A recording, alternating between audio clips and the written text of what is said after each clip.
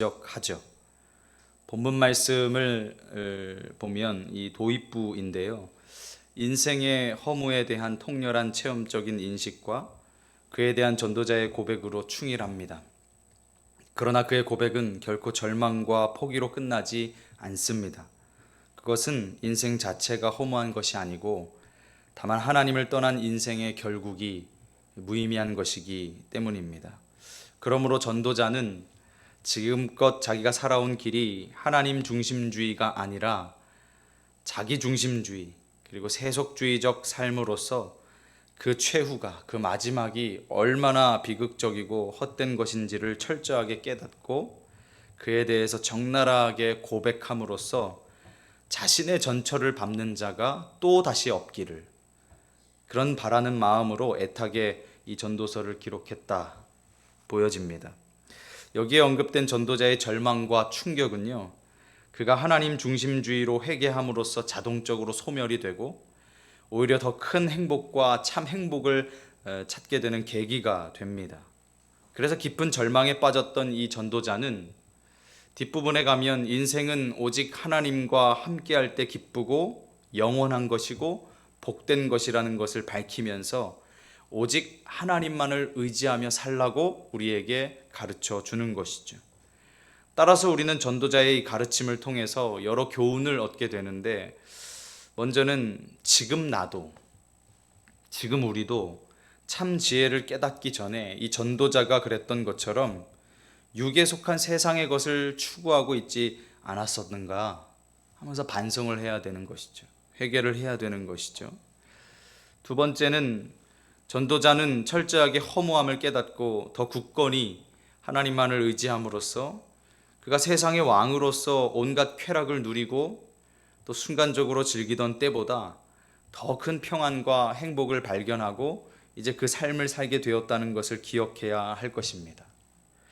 참 복은 내가 철저히 낮아지고 부서지고 그 이후에 가능하다는 것을 꼭 기억해야 한다는 것이죠.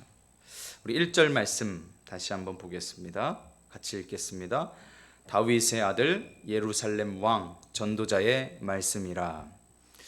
보통 사람 또 일반 사람이 지나가는 말로 인생의 허물을 떠들어대는 것보다 소위 당대 최고의 현인 또는 왕의 지위를 가지고 있는 사람이 쾌락의 극치를 누려본 사람이 그것을 경험해 본 사람이 인생의 허물을 토로할 때 그 설득력은 한층 더 높아지겠죠. 그래서 아마 이 다윗의 아들 예루살렘 왕 전도자의 말씀이라, 이 말씀이 전도서의 시작 1절에 기록된 것 같습니다.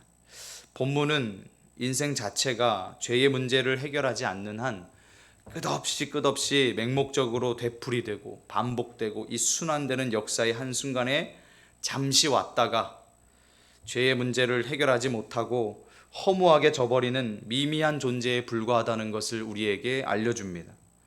그런 인생은 진짜 전도자가 이야기하는 것처럼 헛되고 무의미하겠죠. 즉 먼저 3절에서 나오는 것처럼 인간이 제 힘으로 아무리 애써봤자 결국 그것은 한낱 하루살이의 몸부림에 불과할 뿐 아무 소용이 없다는 것을 절규하면서 그 이유를 4절 이하에 이제 우리가 본문을 읽었던 내용에 제시하고 있습니다. 이 거대한 우주의 맹목적인 순환은 아무런 변화의 가능성조차 없이 되풀이되고 그 순환 과정에 마치 물거품처럼 잠시 물거품이 보글보글 하다가 툭 하고 터져버리는 것처럼 그렇게 쓰러지는 죄인된 인간은 이 땅에서 그 어디에서도 인생의 본질적인 문제인 영원한 구원에 대한 해결책을 찾을 수 없다는 거예요. 그것을 구체적인 자연현상을 예시로 들어서 비유를 하게 되는데요. 또한 이런 죄인의 운명은 어제 오늘의 일이 아니라 역사적 사실이고 각 개인의 모든 노력은 본질적으로 새로운 존재를 탄생시킬 수 없는 제한된 것으로서 결국 너나 없이 누구나 예외 없이 모든 사람들은 역사의 망각 속에 침몰될 것이다. 다 잊혀질 것이다. 그렇게 기록하고 있어요. 아무리 열심히 발버둥치며 몸부림치며 이 세상에 내 이름 석자 남기고자 노력하며 살아도 아무 의미가 없다는 거예요. 하나님이 없으면. 2절 한번 보실까요? 가장 유명한 구절인데 같이 읽어보겠습니다. 전도자가 이르되 헛되고 헛되며 헛되고 헛되니 모든 것이 헛되도다. 히브리어법의 최상급 표현이에요. 그래서 헛되되 완전히 헛되다는 것을 이 절망적인 탄식 속에서 진하게 나타내고 있어요. 헛되다로 번역된 히브리어가 헤벨인데요. 이것은 짧다라고 번역할 수도 있어요. 왜냐하면 전도자가 세상의 모든 게 헛되다고 한 이유는 이 세상 그 어떤 것도 영원하지 않고 금방 쉽게 사라지기 때문이에요. 이것을 통해서 독자들에게 일깨워 주는 것이 뭐냐면 이 땅에서 영원하다고 생각했던 게 사실은 우리가 요리하실 때 아시죠? 냄비에서 끓는 그 수증기, 우리 겨울철에 입에서 나오는 입김, 이슬이나 안개처럼 그냥 순식간에 사라져 버려요. 우리 눈앞에 방금 보였는데 사라집니다. 그것처럼 허무한 것들이라는 점을 이야기하는 거예요. 이 땅의 것에는 소망이 없다는 거죠. 따라서 2절을 이렇게 번역해 봤어요. 짧다라는 의미를 담아서 전도자가 이르되 인생은 짧고 짧으며 짧고도 짧으니 모든 것이 쉽게 사라지는 것들이다. 이러면 뭔가 더 와닿으시는 게 있으실 거예요. 그리고 헤벨은 창세기에 나오는 아벨의 이름에도 들어있어요. 두 단어의 어원이 같습니다. 아벨은 형에게 어떻게 됐어요? 살해당했죠. 이 세상에 잠시 왔다가 짧은 인생 살고 간 사람이에요. 헤벨이죠. 신약에도 헤벨이 나와요. 야고보서 4장 14절에 보면 이런 말씀이 있습니다. 내일 일을 너희가 알지 못하는도다. 너희 생명이 무엇이냐? 너희는 잠깐 보이다가 없어지는 안개니라 할 때 이 안개가 헤벨입니다. 우리의 인생이 그렇다는 거예요. 3절 말씀 우리 같이 읽어보겠습니다. 해 아래에서 수고하는 모든 수고가 사람에게 무엇이 유익한가? 그러니까 이 세상에서 우리가 하는 모든 게 의미가 없어지는 거예요. 전도자가 말하는 해 아래는 하나님 없는 인간의 영역을 말하는데요. 이게 전도자의 허무주의에 대한 전제 조건이에요. 즉 그가 강력히 부정하려고 하는 것은 하나님 없이 살아가는 불신앙적인 삶 전체를 이야기합니다. 따라서 하나님 없는 곳에는 허무만 남게 돼요. 여기 끝에 보면 3절 끝에 무엇이 유익한가 라고 해서 유익한가 라는 단어를 썼는데 이게 상업용어로 이익, profit, 이익을 뜻해요. 세상이 허무한데 굴복한 것이 사실일진데 그런 세상이 인생들에게 줄 수 있는 유익이 무엇이 있겠어요? 아무 유익이 없어요. 아무 이익이 없어요. 아직도 여전히 하나님을 인정하지 않고 믿지 않고 세상으로부터 각종 유익과 이익을 얻으려고 쫓아다니며 분주히 뛰어다니는 사람들은 모두 다 허무한데 종노릇하는 거예요. 종노릇하는데 어떤 것에 종노릇해요? 허무한 것에, 사라질 것에, 영원하지 않은 것에 자신의 삶을 그냥 갈아 넣는 거예요. 그런데 나중에 결과를 보면 뭐예요? 아무것도 남는 게 없네요. 후회만 남겠죠. 그들이 허무에서 벗어나는 길은 오직 예수 그리스도를 바라보고 하나님께서 우리에게 말씀하시는 그 삶의 목적을 따라서 살아가는 것뿐일 거예요. 그것을 깨닫지 못하면 우리가 이 세상에서 떵떵거리며 살든 어떤 높은 위치에 오르든 수많은 재물을 모으든 아무 의미가 없는 거예요. 전도서는 이제 4절부터 7절에 어렴풋하게나마 우리가 영원, 하나님이 계시는 그 영원한 세계를 경험할 수 있는 4가지의 자연물을 소개합니다. 땅과 해와 바람과 강이에요. 땅을 밟던 사람들, 또 불어오는 바람을 맞았던 사람들, 따사로운 햇살을 쬐던 사람들, 강물에 발을 담그던 사람들은 다 죽었어요.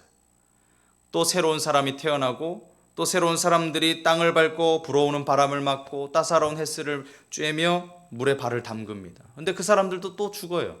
그럼 또 새로운 사람들이 그렇게 살아가겠죠. 그렇게 계속해서 바뀌는데 사람들은 계속해서 죽고 태어나고 반복을 하는데 자연은 여전히 그대로 남아있다는 거예요. 우리 할아버지가 담궜던 그 강물, 우리 할아버지가 쬐던 햇빛, 우리 할아버지가 올라갔던 그 산 그대로 다 있어요. 사람들만 죽고 태어나고 반복하는 거예요. 하나님께서 계신 천국은 영원히 변치 않는 세계라는 것을 보여주는 거예요. 하지만 이 세상에 있는 산이나 바다나 햇빛이나 그 모든 것도 영혼을 설명하기엔 부족해요. 왜냐하면 하나님께서 새하늘과 새 땅을 이 땅 가운데 임하게 하실 때 그런 것들도 다 없어질 거니까. 그리고 인간은 영혼을 상상한다 그러고 영혼을 이야기하고 영혼을 고백하며 기대하며 살지만 인간의 생각과 상상으로는 담을 수 없는 시간이 영원이거든요. 그것이 이제 4절 말씀에 반영이 되는데 같이 읽어보겠습니다. 4절, 한 세대는 가고 한 세대는 오되 땅은 영원히 있도다. 여기에 세대와 땅을 언급하죠. 곧 시간과 공간의 두 영역으로 된 이 세상 전체를 이야기하는데요. 땅은 아까 말씀드린 대로 주님 다시 오실 때 새하늘과 새 땅이 되기 전까지는 아무런 변화도 갖지 않은 채 그저 묵묵히 그 자리를 지키고 있는데 인간들만 속절없이 교체가 되는 거예요. 그런 것을 이제 처연한 마음으로 노래를 한 것이죠. 다 그대로인데 사람만 태어나고 죽고 계속 바뀌어요. 여기서 헤벨과 함께 꼭 기억할 단어가 하나 있는데 전도서를 읽어 나가시면서 꼭 기억하실 단어가 있어요. 헤벨의 반대 의미를 지닌 영원으로 해석한 히브리어 올람입니다. 올람. 인생의 참 지혜자는 뭐가 헤벨이고 뭐가 올람인지를 알죠. 전도서는 1장부터 12장 끝날 때까지 무엇이 잠시 잠깐이고 무엇이 영원한 것인지를 보여줘요. 독자들에게 요구하는 건 한 가지입니다. 전자를 선택하지 말고 후자를 선택하며 살아라. 헤벨을 위해서 살지 말고 올람을 위해서 살아라. 지금 손에 쥐고 있는 것, 앞으로 내가 가지려고 발버둥 치는 것이 헤벨인지 올람인지를 잘 분별하라는 거예요. 그리고 결정과 선택을 하라는 거예요. 인생은 선택이라고 그러잖아요. 잘 선택해야죠. 영원한 것과 영원하지 않은 것 사이에서 잘 선택해야 돼요. 5절부터 7절까지에 있는 말씀 우리 한번 같이 읽어보겠습니다. 해는 뜨고 해는 지되 그 떴던 곳으로 빨리 돌아가고 바람은 남으로 불다가 북으로 돌아가며 이리 돌며 저리 돌아 바람은 그 불던 곳으로 돌아가고 모든 강물은 다 바다로 흐르되 바다를 채우지 못하며 강물은 어느 곳으로 흐르든지 그리로 연하여 흐르느니라. 아멘. 해는 당장 온 하늘을 태울 것처럼 뜨는데 곧 시간이 지나면 서쪽으로 집니다. 인생의 짧고 덧없음을 보여주는 거예요. 바람도 마찬가지예요. 인생에 참 방향이 없다는 것을 나타냅니다. 어디서 와서 어디로 가는지 몰라요. 그리고 강물도 마찬가지. 흐르고 흐르지만 그 바다를 채울 수가 없는 거예요. 끊임없이 순환되고 되풀이해 보지만 근본적으로 참 만족이 불가능하다는 것을 보여줍니다.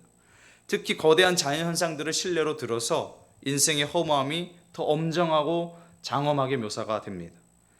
한편 이런 생각해봐요. 자연현상은 보는 눈에 따라서는 허무하게 보일 수 있고 지루한 것처럼 보일 수 있는데 반면 또 다른 눈으로 보면 그곳에서 하나님의 솜씨와 하나님의 사랑을 발견할 수 있는 것 아니겠습니까? 하나님께서 우리를 위해서 이렇게 아름다운 세상을 창조해 주셨구나. 하나님께서 우리에게 영원을 사모하며 살라고 우리에게 저렇게 자연물을 통해서 말씀하시는구나 라고 볼 수도 있는 것이죠. 따라서 문제는 외적인 환경이 중요한 게 아니고 죄에 물들어 있는 인간의 이 내적 심성을 어떻게 관리하느냐, 그것이 중요한 것이겠죠. 우리 8절 말씀 한번 보겠습니다. 모든 만물이 피곤하다는 것을 사람이 말로 다 할 수는 없나니 눈은 보아도 족함이 없고 귀는 들어도 가득 차지 아니하도다. 이 구절 뒷부분은 이렇게도 해석이 돼요. 세상 어떤 것도 인생을 만족시킬 수 없다.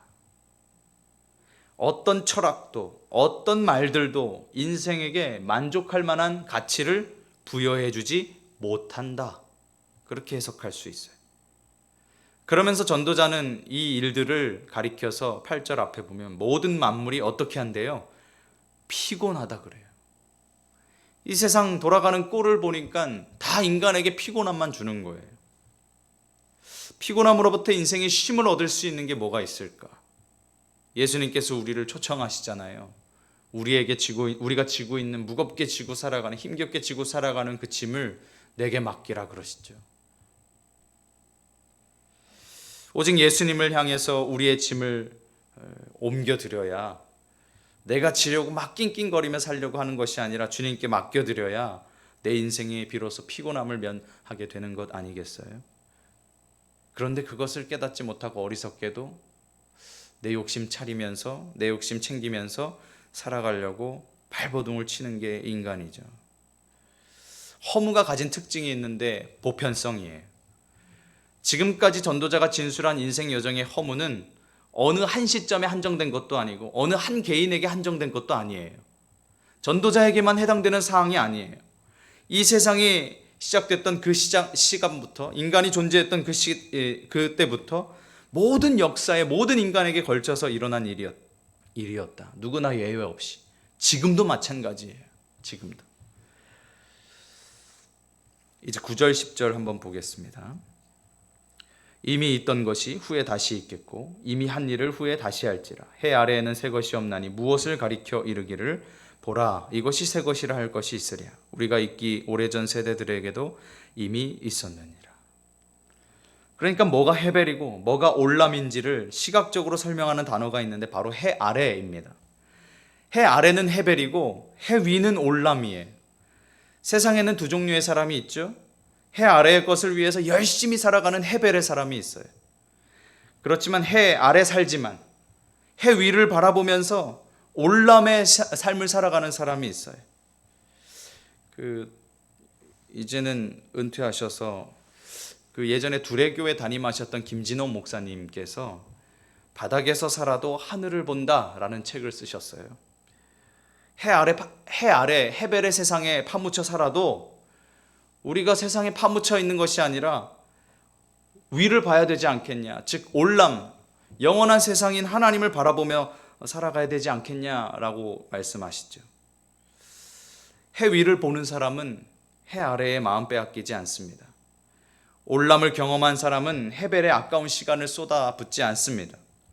해 아래에서 일어나는 일도, 큰 일도 그렇게 큰 일처럼 여기지 않아요. 문제가 되지 않아요. 우리 거룩한 시 성동교회 온 성도님들께서는 하늘 밑에 내 인생을 걸만한 게 있다고 여기지 않고 하늘 위로 시선을 고정하고 오직 영원한 세계, 올람을 위해서 살아가기를 소망합니다. 영원을 맛보았으니 이 땅 그 무엇에 내 소망을 걸 수 있겠어요? 평생 해 위의 주님을 위해서 그토록 멋지게 살다가 인생을 마무리하고 올라가야 되지 않겠어요? 사람들 새 것 참 좋아하죠. 우리 성도님들 새 것 좋아하지 않으세요? 저도 새 건물, 새 물건 이런 거 보면 참 좋아하는데 최신품이니 신상이니 그걸 살려고 저도 뉴스로만 봤는데 그걸 살려고 새 거 나왔다 그러면 밤새 줄을 서가지고 그거 얻어내요. 막 텐트도 쳐가면서 젊은 사람들. 그런데 오늘 말씀해 보니까 해 아래는 새 것이 없다 그래요.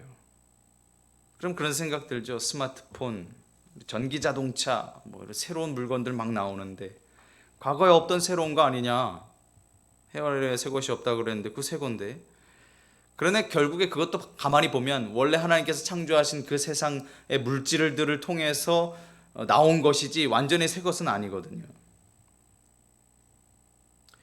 인간의 삶도 마찬가지예요. 뭔가 새로운 것이 있을 것처럼 그 새로운 것을 누리면 막 자극적으로 느껴져서 욕심을 막 채워질 것 같아서 막 그것을 위해서 달려가는데 아니라는 것이죠.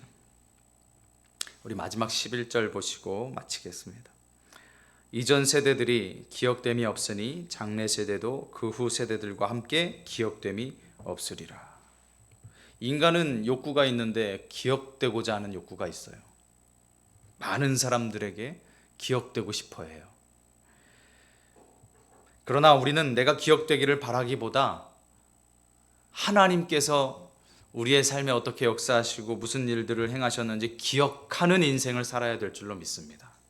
따라서 역사적인 명망을 추구하는 것도 결국에는 무의미한 것인 줄 깨달아야 합니다. 놀라운 것은 내가 해 아래 살아가는 동안 하늘에서 내려오는 손을 만날 때가 있다는 거예요. 하늘이 땅에게 손을 내밉니다. 올람이 헤벨에게 말을 걸어와요. 그 소리를 듣는 이와 듣지 못하는 이가 있어요. 그 손을 잡는 이가 있고 그 손을 뿌리치는 자가 있어요. 주님께서 올람을, 영원한 세상을 살라고 영혼을 만져주시는데 갑자기 죽음의 공포가 몰려오고 인생의 허물을 경험하는 순간을 우리에게 허락하신단 말이에요. 인생 왜 이러지? 죽음 이후엔 어떻게 되는 거지? 막 믿는 사람들에게도 그런 순간들이 막 찾아와요. 그렇게 주님을 만날 기회를 주시는 거거든요. 아무 의미 없이 헤벨만을 위해서 살다가 갈지, 아니면 영원한 세상을 꿈꾸며 그것을 준비하며 정말 가치 있는 삶을 살지 결정해야 되는 것이죠. 미국의 침례교 선교사로 에콰도르 원주민들에게 선교하기 위해서 떠났던, 복음 전하기 위해서 떠났던 짐 엘리엇 선교사가 도착하자마자 처음 만난 부족들에게 창에 찔려서 순교하게 됩니다. 그때 선교를 떠나기 전에 남겼던 유명한 말이 있어요. 영원한 걸 얻기 위해서 영원하지 않은 걸 포기하는 자는 결코 어리석지 않다. 영원한 것을 위해서, 즉 하나님을 위해서 영원하지 않은 이 세상의 헛된 것들을 포기하는 것은 어리석은 자가 아니다. 더 현명하고 지혜로운 자다. 우리가 그런 사람 되기를 원합니다. 헤벨이 아니라 올람을 선택하시기를 바랍니다. 기도하겠습니다. 하나님 아버지, 감사합니다. 우리를 이 땅에 보내셔서 이 세상 가운데 하나님의 뜻을 이루며 살라고 인생을 허락해 주셨습니다. 주님, 허무한 것, 헛된 것에 우리의 인생을 던지는 것이 아니라 영원한 것을 위해서 살아갈 수 있도록 은혜를 더하여 주옵소서. 하나님, 오늘 하루도 그렇게 살길 원합니다. 주님 나라 위해서, 주님 영광 위해서, 주님의 이름을 높이기 위해서 살다가는 우리의 한 인생 되게 하여 주옵소서. 오늘도 1000번째 예물 드리는 손길 있습니다. 기억하여 주시고 그 마음이 온전히 하나님께 서 있는데 주님께서 그 기도의 제목들을 속히 응답하여 주시옵소서. 감사드리며 예수님의 이름으로 기도드립니다. 아멘.